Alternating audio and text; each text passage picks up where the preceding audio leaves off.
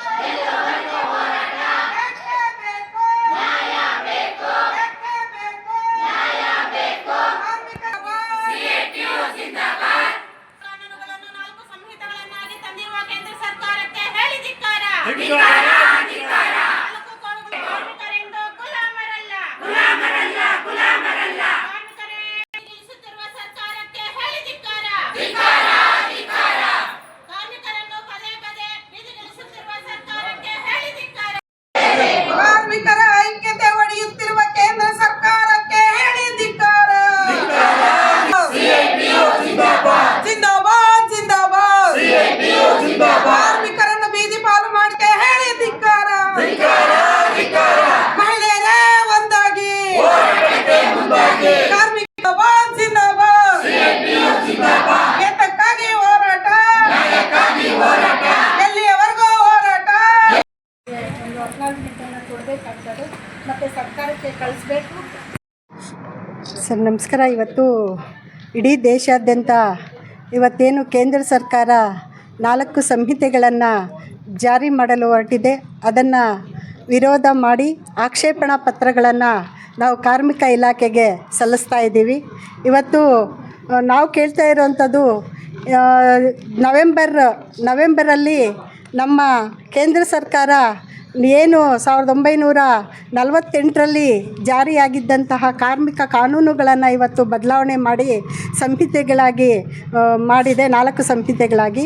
ಇವತ್ತು ಆ ಸಂಹಿತೆಗಳಲ್ಲಿ ಏನೆಲ್ಲ ಸಮಸ್ಯೆಗಳಿದ್ದಾವೆ ಅಥವಾ ಕಾರ್ಮಿಕರ ಪರವಾಗಿದ್ದಾವ ಅಥವಾ ವಿರೋಧವಾಗಿದ್ದಾವ ಅನ್ನುವಂತಹ ಯಾವುದೇ ಒಂದೇ ಒಂದು ಮಾಹಿತಿಯನ್ನು ಕೂಡ ಕಾರ್ಮಿಕ ಸಂಘಟನೆಗಳ ಒಟ್ಟಿಗೆ ಚರ್ಚೆ ಮಾಡದೆ ಇವತ್ತು ಜಾರಿ ಮಾಡೋಕ್ಕೆ ಹೊರಟಿದೆ.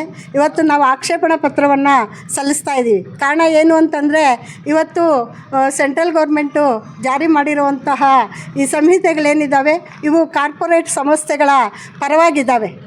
ಇವತ್ತು ಅಸಂಘಟಿತ ವಲಯದಲ್ಲಿ ನಾವೆಲ್ಲ ಕೂಡ ಕೆಲಸ ಮಾಡ್ತಾಯಿದ್ದೀವಿ. ಅಂಗನವಾಡಿ, ಬಿಸಿ ಊಟ, ಹಾಸ್ಟೆಲ್ ಮತ್ತು ಇನ್ನೂ ಹಲವಾರು ಕಾರ್ಮಿಕರೆಲ್ಲ ಕೂಡ ಕೆಲಸ ಮಾಡ್ತಾಯಿದ್ದೀವಿ. ಇವತ್ತು ನಮ್ಮ ನರೇಂದ್ರ ಮೋದಿಯವರು ಅಧಿಕಾರಕ್ಕೆ ಬಂದ ನಂತರ ನಾವೆಲ್ಲ ಕೂಡ ನಾನು ಅಚ್ಚೇ ದಿನ ಹಾಯೇಗೆ ಅಂತ ಅಂದ್ಬಿಟ್ಟು ಇವತ್ತು ಅಡ್ವರ್ಟೈಸ್ಮೆಂಟ್ ಕೊಡ್ತಾ ಇದ್ದಾರೆ.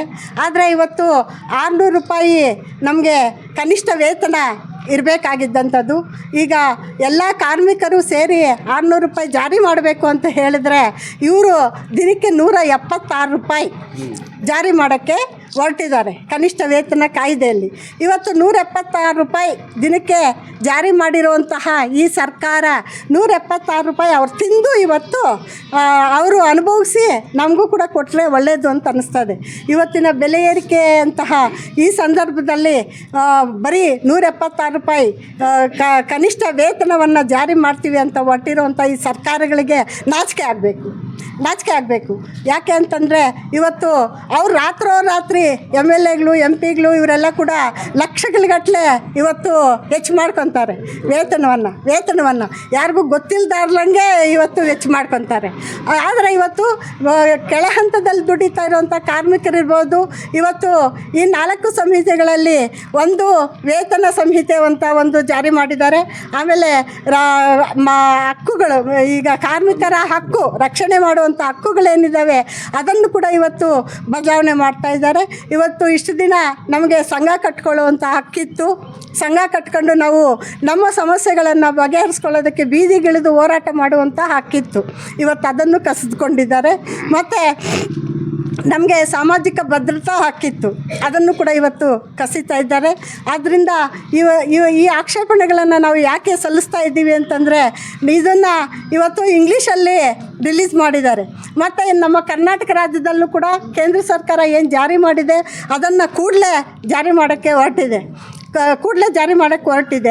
ಅದು ಇಂಗ್ಲೀಷಲ್ಲಿ ಅದನ್ನು ಬಿಡುಗಡೆ ಮಾಡಿದ್ದಾರೆ. ನಮಗೆ ಕನ್ನಡದಲ್ಲಿ ಅದನ್ನು ಬಿಡುಗಡೆ ಮಾಡಬೇಕು. ಯಾಕೆ ಅಂತಂದರೆ ನಾವು ಕೂಡ ಅದನ್ನು ಓದಿ ಅದರಲ್ಲಿರೋಂತಹ ಏನು ಸತ್ಯಾಸತ್ಯತೆಗಳಿದ್ದಾವೆ ಅನ್ನೋದನ್ನು ಅರ್ಥ ಮಾಡ್ಕೋಬೇಕಾಗಿದೆ. ಅದನ್ನು ಕನ್ನಡದಲ್ಲಿ ಅವರು ರಿಲೀಸ್ ಮಾಡಬೇಕು. ಮತ್ತು ನಮ್ಮ ಆಕ್ಷೇಪಣಾ ಪತ್ರಗಳನ್ನು ಕೂಡ ಅವರು ಇವತ್ತು ಸರ್ಕಾರಕ್ಕೆ ಕಳಿಸ್ತಾ ಇದ್ದೀವಿ. ಕಾರ್ಮಿಕ ಇಲಾಖೆ ಮುಖಾಂತರ ಸರ್ಕಾರ ಕೂಡ ಇದಕ್ಕೆ ಗಮನ ಕೊಟ್ಟು ಇದರಲ್ಲಿ ಏನು ಸತ್ಯಾಸತ್ಯತೆಗಳಿದ್ದಾವೆ ಮತ್ತು ಕಾರ್ಮಿಕರ ಪರವಾಗಿರುವಂಥ ಇವನ್ನು ಜಾರಿ ಮಾಡಬೇಕು ಅಂತಂದ್ಬಿಟ್ಟು ಇವತ್ತು ನಾವು ಒತ್ತಾಯ ಮಾಡ್ತಾ ಇದ್ದೀವಿ. ಚರ್ಚೆಗೆ ನಮಗೆ ಸಮಯ ಕೊಡಬೇಕು. ಏಕಾಏಕಿಯಾಗಿ ಇವನ್ನು ಜಾರಿ ಮಾಡೋಕ್ಕೆ ಹೋಗಬಾರ್ದು. ಕಾರ್ಮಿಕ ಸಂಘಟನೆಗಳೊಟ್ಟಿಗೆ ಚರ್ಚೆ ಮಾಡಿ ಮುಂದಿನ ಆಗುಹೋಗುಗಳನ್ನು ಚರ್ಚೆ ಮಾಡಿ ನಂತರ ಇದನ್ನು ಜಾರಿ ಮಾಡಬೇಕು ಅಂತ ಒತ್ತಾಯ ಮಾಡ್ತಾ ಇದ್ದೀವಿ.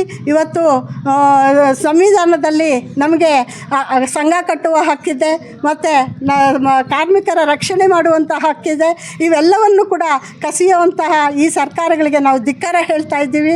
ಇವತ್ತು ಕನಿಷ್ಠ ವೇತನ ಕೊಡಲಾರ್ದಂಗೆ ನಮ್ಮನ್ನೆಲ್ಲ ಕೂಡ ದುಡಿಸ್ತಾ ಇದ್ದಾರೆ. ಇದನ್ನು ನಾವು ವಿರೋಧ ಮಾಡ್ತಾ ಇದ್ದೀವಿ. ಈ ಎಲ್ಲವನ್ನು ಕೂಡ ಇವತ್ತು 150 ಪೇಜಿಗಳ ಈ ಆಕ್ಷೇಪಣಾ ಪತ್ರವನ್ನು ನಾವು ಕಾರ್ಮಿಕ ಇಲಾಖೆ ಮುಖಾಂತರ ಸರ್ಕಾರಕ್ಕೆ ನಾವು ಕಳಿಸ್ತಾ ಇದ್ದೀವಿ.